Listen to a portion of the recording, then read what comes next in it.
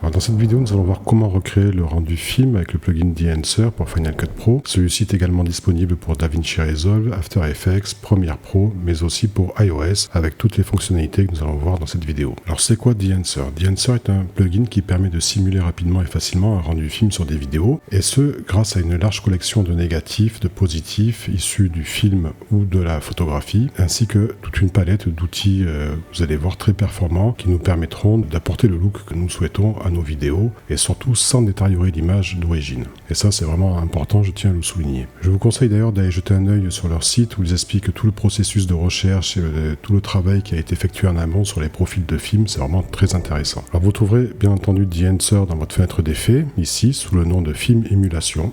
Donc ici j'ai déjà fait tous mes réglages sur ce plan, donc vous voyez l'image avant, donc c'est du C-Log 3 Cinema Gamut et avec Enhancer. Alors dans la première partie, la première chose qu'on va faire d'abord, évidemment, c'est de déterminer sa source. Donc si vous avez du Rec 709, vous laissez par défaut ce Rec 709. Sinon, vous choisissez votre caméra. Vous voyez qu'il y a tout un tas de marques de caméras différentes. Bon, moi, je filme avec du Canon, donc je choisis Canon. Ici, j'ai pris R6 parce que c'est mon boîtier. Et ensuite, vous avez les profils correspondants. Donc pour chaque constructeur, vous avez les références caméra. Et c'est une base de données qui est mise à jour régulièrement, indépendamment de la mise à jour du plugin lui-même. Je vous montrerai après comment on fait cela d'ailleurs. Alors dans les premiers paramètres, évidemment, vous avez de quoi compenser, régler votre exposition ici. Vous avez de quoi régler la température des couleurs, la teinte. Vous avez aussi des fringes. Alors ça va permettre de la même façon que dans un logiciel de retouche photo, de supprimer les petites aberrations chromatiques, les franges, vous savez, ces petites franges violettes qui peuvent apparaître des fois sur des contours. Donc là, je ne l'ai pas utilisé pour ce plan, je n'en ai pas besoin, mais vous avez cette possibilité-là. Ensuite, c'est là où ça devient intéressant, c'est le choix du profil film. Voilà, vous avez toute une collection, vous voyez qu'il y en a 63 qui sont issus des profils de films qui sont issus à la fois de la photographie et du cinéma. Pour le cinéma, vous avez les films Fuji, Reala 500D et Eterna Vivid, qui d'ailleurs, vous voyez, ça a été précisé ici, qui ont été arrêtés depuis 2013. Et vous avez les fameux profils très connus des réalisateurs qui tournent encore avec du 35 mm. C'est les fameux profils Kodak Vision 3. Alors vous avez le 500T et le 200T qui sont généralement utilisés pour les scènes de nuit ou avec éclairage artificiel. Donc T pour tungstène. Et vous avez les 250D et 50D. Moi j'ai utilisé le 50D dans ce cas-là, parce que je suis en extérieur. Et D pour daylight. Donc c'est les films utilisés généralement pour les scènes, les extérieurs jour. Vous avez énormément de profils issus de la photographie, vous avez du noir et blanc, le Ilford, vous avez le Cinestill aussi, et vous avez ensuite quelques profils comme celui-ci ou d'autres ici en bas qui sont des profils un peu plus exotiques que je ne connais pas pour ma part. Vous avez ici le push-pull, donc ça va vous permettre de contrôler le contraste des couleurs et ou de l'exposition en fonction du film que vous avez sélectionné. Donc ça pourra jouer comme ça, soit sur la couleur ou le contraste ou les deux, ça dépendra du film sélectionné. Vous avez ensuite film développeur. Alors cette partie-là, c'est la partie développement en fait. C'est des petits outils qui vont vous permettre d'apporter des corrections. Vous voyez que si je le désactive, voilà ce que ça donne, pas activé et activé. Donc vous avez le contraste boost, donc ça comme son nom l'indique, ça permet de contrôler le contraste. Gamma correction, donc ça vous voyez que je vais jouer sur le gamma de mon image. Color séparation, c'est un paramètre qui vous permet de réduire la saturation des couleurs les plus intenses et les saturations moyennes et faibles resteront quasi inchangées. Et color boost évidemment qui permettra de jouer sur la saturation de votre image. Ensuite vous avez film compression. Alors là c'est là aussi ça devient très intéressant parce que film compression va permettre d'affiner la redistribution des hautes lumières pour donner un aspect beaucoup plus analogique. Donc, vous voyez, si je désactive, regardez bien dans les hautes lumières, notamment dans les nuages, vous voyez la différence, regardez la courbe de luminance aussi. Donc avec le paramètre impact, vous allez déterminer le degré de compression. Plus la valeur est élevée et plus les hautes lumières vont se rapprocher des tons moyens. Donc vous voyez que si je désactive, voilà, je mets à 0, vous voyez, regardez les nuages. Et si je réactive, regardez bien aussi la courbe en même temps et les nuages, vous voyez que je me rapproche plus de ton moyen, j'obtiens plus de contraste dans les hautes lumières, je récupère beaucoup plus d'informations. Le point blanc, ici, ça va affecter le contraste. Plus le point blanc se rapproche des tons moyens, plus l'image apparaît contrastée. Donc de nouveau, vous voyez que si je bouge, regardez bien les hautes lumières au niveau des nuages. Regardez. Vous voyez la différence. Tonal range, là c'est la partie qui représente la valeur de la plage tonale affectée par la compression. Donc à 0, il n'y a pas de compression. À 100, la compression affecte toute la plage depuis les hautes lumières jusqu'aux ombres. Donc, vous voyez que si je le bouge de nouveau, ça va bouger toute la plage de compression. Color density, là on va contrôler l'intensité de la couleur de la plage compressée. Donc de nouveau à 0, voilà, j'ai une faible compression dans les hautes lumières. Donc là, j'obtiens quelque chose qui est typique des films négatifs. Et plus je vais remonter, mettre au maximum, et plus il y aura de la saturation dans les hautes lumières, ça se rapprochera plus d'un positif. Alors ensuite, expand. Alors expand, c'est une façon de contrôler le contraste. Et on peut contrôler le point noir et le point blanc de façon séparée.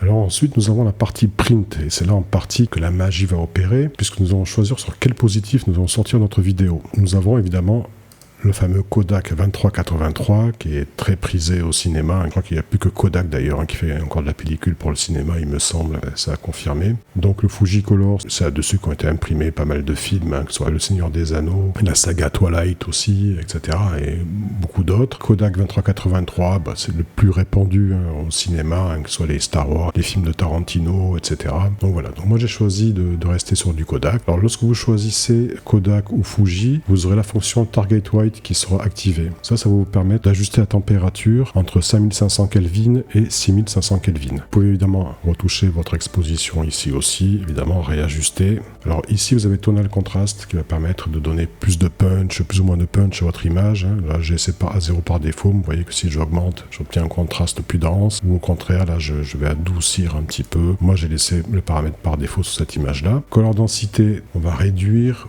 ou augmenter les zones qui sont sursaturées. Donc, par exemple, si je prends ici, regardez le toit de la maison qui se trouve ici, vous voyez que j'ai baissé. Mais si je monte, regardez, si je le mets à 100%, c'est sursaturé. Et si je descends, voilà, là je désature, mais du coup ça devient peut-être un peu trop lumineux. Donc moi j'avais mis voilà, dans ces eaux-là à peu près. Donc voilà, ce sont des ajustements, mais vous voyez que on est tout en finesse. C'est vraiment très très bien fait et vous remarquerez qu'au fur et à mesure qu'on avance, qu'il y a des choses qui se font, notre image n'est pas du tout dégradée. Ensuite, nous avons Color Head. Alors là, je ne l'ai pas utilisé sur ce plan-là, mais ça c'est un peu sur le principe de l'impression. C'est-à-dire que vous allez pouvoir retoucher tout ce qui est cyan, magenta et jaune. Donc vous avez des paramètres ici. Donc si j'active, vous voyez que je vais pouvoir comme ça jouer avec entre le jaune et le bleu, le vert et le magenta, le rouge ou le cyan. Vous pouvez aussi les lier et les déplacer tous ensemble, comme ça. Donc ça, c'est bien d'avoir mis ça, c'est assez pratique. Et ensuite, ici, pareil, vous allez pouvoir jouer sur les hautes lumières, les intermédiaires et les ombres. Voilà, en jouant comme ceci. Là, vous pourrez réajuster en fonction de vos goûts, retravailler la colorimétrie de vos plans. Donc voilà.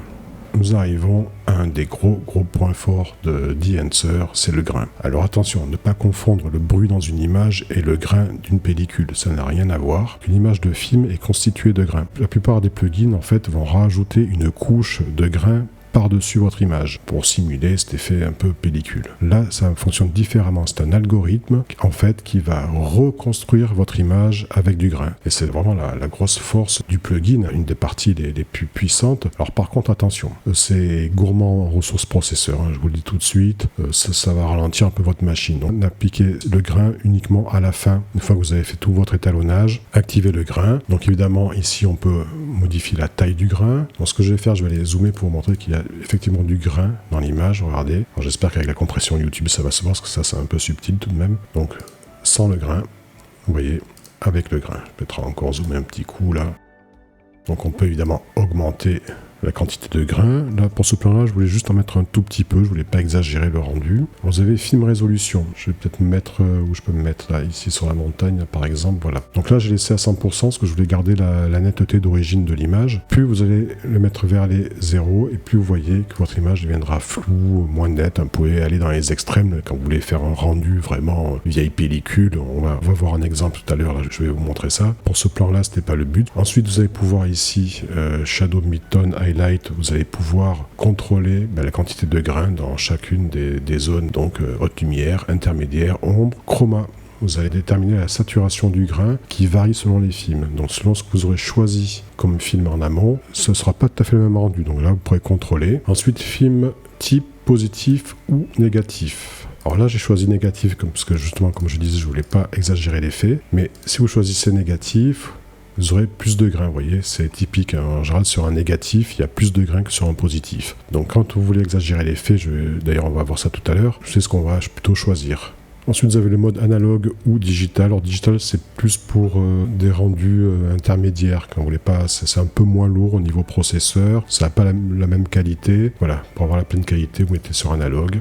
Et ensuite, nous avons Halation, que j'ai pas utilisé, on va voir ça juste après. Halation, Bloom, le vignettage. Donc ça, je pense que tout le monde connaît le vignettage. Hein. Ensuite, vous avez d'autres effets ici, on va les voir après. Film Breath, qui va permettre de reproduire cette fluctuation qu'il peut y avoir dans l'image au niveau de l'exposition et des couleurs. Gateweave, ça va plus pour rajouter du tremblement. Vous voyez, un peu comme les vieux projecteurs qui ont cette image tremblante quand la pellicule passe devant la fenêtre du projecteur ou de la fin d'une caméra aussi. La pellicule ne défile pas de façon homogène et ça crée des tremblements dans l'image. Alors après, très utile, vous avez Monitor, donc ça c'est pour avoir le rendu en fausse couleur. Donc ça c'est très très bien. Pour ceux qui ne connaissent pas les fausses couleurs, je vous renvoie mon tuto, tout est expliqué dedans. Je vous mettrai le lien à la fin de la vidéo ou sous la vidéo en description. Output, ça va vous permettre au final de régler le mixage, hein, une opacité. Vous n'êtes pas obligé, si vous trouvez votre rendu un peu trop poussé, vous n'avez pas envie de repartir en tous les réglages, vous pouvez voilà comme ça jouer sur l'opacité, donc à 0, il n'y a plus d'effet, à 100, voilà, l'effet total. Et aussi, vous avez, alors ça c'est vraiment très très bien, vous pouvez exporter vos propres luttes.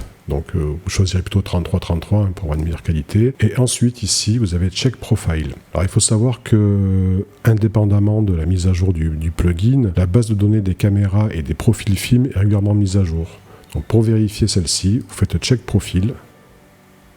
Il va mettre à jour régulièrement des nouveaux profils de films, la liste, la base de données des caméras également, voilà, régulièrement, et c'est indépendamment de la mise à jour du plugin que ça se fait. Voilà, ça c'est un exemple typique où j'ai voulu reproduire une image plus dans l'esprit du Super 8. Donc là aussi, vous voyez que j'ai choisi le Kodak Vision 250D sur celle-ci. En sortie, j'ai pris du papier Kodak. J'aimais beaucoup le rendu. Le profil, vous voyez qu'ici à la base c'est une image RAC 709, donc je suis resté là-dessus. Donc j'ai appliqué du grain, donc grain négatif pour justement l'exagérer. Et j'ai appliqué également Halation, Bloom. Il y a un vignettage également aussi.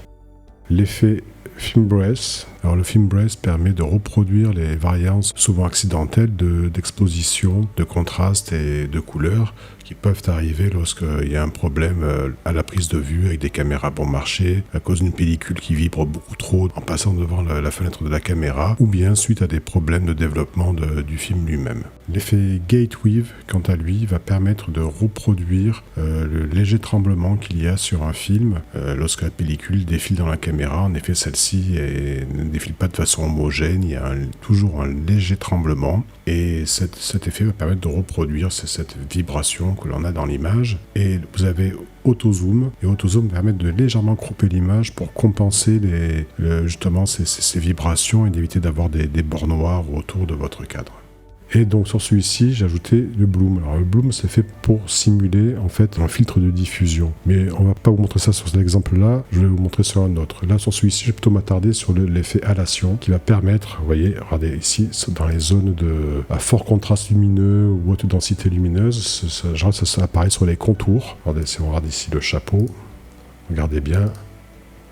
Désactiver, activer. Et en fait, halation, c'est ce petit halo rouge-orange qui apparaît en fait sur les films qui n'ont pas la protection Remjet. Remjet, c'est une protection qu'il y a sur les émulsions qui évite justement ce genre de problème qui est en fait une petite aberration chromatique finalement. Alors, ce qu'il y a de bien ici, c'est qu'on peut activer le mode masque et vous voyez qu'on peut vraiment isoler comme ça et n'avoir que le halo qui apparaît. Ça nous permet de pouvoir effectuer ensuite tout un tas de réglages, d'adoucir. Voilà, on a un source limiteur qui va jouer aussi sur la source lumineuse qui va produire l'effet. Alors Blue Comp, ça c'est pas mal, c'est pour compenser. Si vous avez un arrière-plan qui est trop froid, trop dans les bleus, vous pourrez contrebalancer avec ce paramètre-là. Teinte, ça va jouer sur la teinte, donc vous pourrez avoir quelque chose de plus orangé, ou de beaucoup plus rouge. Voilà, donc le fait d'avoir un mode masque, ça c'est vraiment très très bien vu. On l'a d'ailleurs ici également pour le bloom. Vous voyez que si je mets le bloom, vous voyez que là aussi, au niveau des hautes lumières, mais on va aller voir ça tout à l'heure.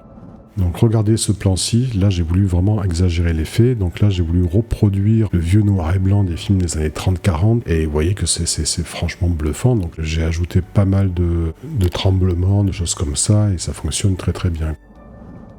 Donc maintenant nous allons voir l'effet bloom et combiné avec l'effet halation. Donc vous voyez que ce plan-là, voici le plan d'origine sans de-enhancer. Donc là j'ai appliqué de-enhancer, j'ai mis mes réglages. Là j'ai pris une Kodak Vision 500T printée sur du Kodak 2383 et vous avez l'effet bloom qui a été appliqué. Donc vous voyez que si je désactive, vous voyez avant, après. Donc voilà, on a vraiment une simulation du filtre de diffusion et de même nous avons l'effet masque qui va nous permettre facilement de pouvoir ajuster nos paramètres. Donc il y a un paramètre aussi qui est très important, c'est celui-ci, c'est Save Light, parce que regardez, si je le mets à 0, regardez ce qui se passe.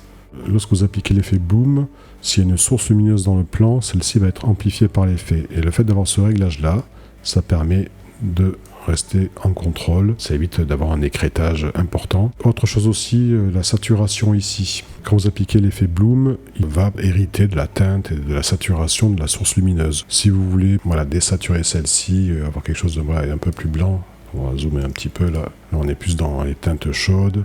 Là si je désature, vous voyez que mon halo devient plus blanc. Donc moi pour ce plan-là, je préfère le laisser à 100%. Et on en revient de nouveau à halation. Et regardez autour de la source lumineuse, là j'ai activé halation, vous voyez.